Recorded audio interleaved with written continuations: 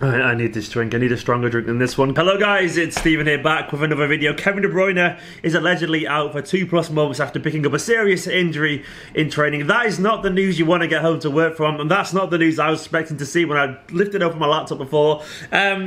Yeah, but it's happened, apparently. Kevin De Bruyne is apparently injured. I've got no reason to doubt this. It's come from Christophe Terreur, a very, very well-connected Belgian journalist. He tends to have the inside track on all the Belgian players. And City Watch have been reporting it too, and they seem extremely well-sourced in this one in particular. Stu's gone out online there, Stu, who runs City Watch, and put his reputation on a limb. And I don't think he's going to do that unless he knows it. And I think he's well-sourced in this one. So I think it is actually true. I think Kevin De Bruyne may be out for a strong period of time, which is terrifying news as a Manchester City fan. The Premier League should be worried as well, because the Premier League is better when Kevin De Bruyne is around. He's one of the best players in world football, possibly the best midfielder in world football at the moment, and I'd be absolutely devastated if he's out for a long period of time. Now, I've got to stress, we don't know how long exactly he is out for yet. It's still very much breaking news, but it looks like it's over 2 months. That's the rumour. That's as serious in the injury. Now, my first reaction is, shit.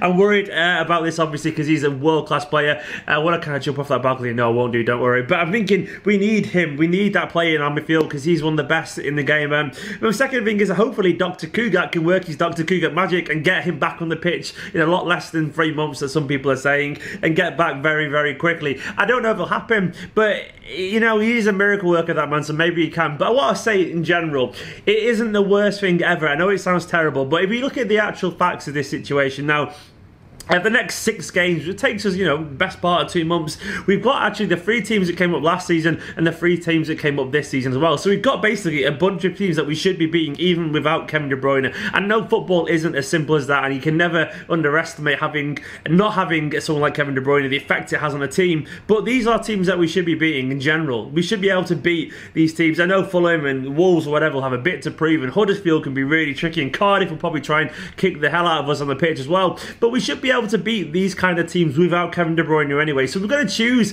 a group of fixtures to not have Kevin De Bruyne for. I'm almost certain it probably would coincide with these Premier League fixtures. Obviously, there'll be cup games around that as well. But it isn't the worst thing in the world. We should be able to get through most of these games without having too much damage, in theory. Fingers crossed. And the second thing that I immediately thought is, well, every cloud has a silver lining. And this one, quite literally, could have a silver lining in the form of David and Bernardo. Bernardo, in particular, as we know, was excellent in pre-season, and he ran his arse off against Arsenal as well after being fantastic in the Community Shield. He ran more than anyone against Arsenal in the central role and scored a wonderful goal to boot as well. And this could be a chance for him to have an extended run in the centre of the field to prove how good he can be. Now, he's a different kind of magician to Kevin De Bruyne. I don't think he'll be able to offer that same level of creativity that De Bruyne offers, but he'll be able to offer more of a goal threat, I reckon, a little bit better close control in the middle of the pitch. A very different take on that position, but one potentially equally as effective, and now he'll get a chance to prove it. Also, maybe we'll see Phil Foden get some games as well.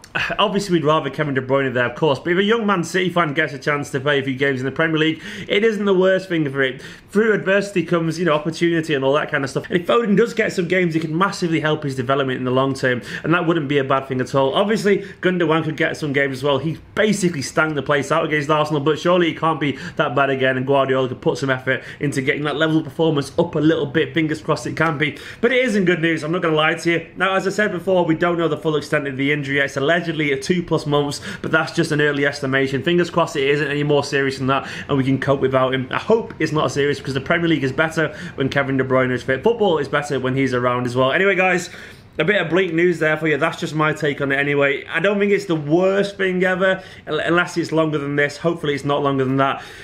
Just like us football, I'm sure. Hopefully we'll get through this. Anyway, I'm off to get ready to go see that All or Nothing premiere now for the Amazon one. I'm going to that in Manchester, so I'm lucky there, I'm not going to lie, but it's all because of you guys who watch my videos. It's made me be invited to that, so thank you very much. I'll do a very quick review as I get back as well, so you got 2 videos today. In a bit.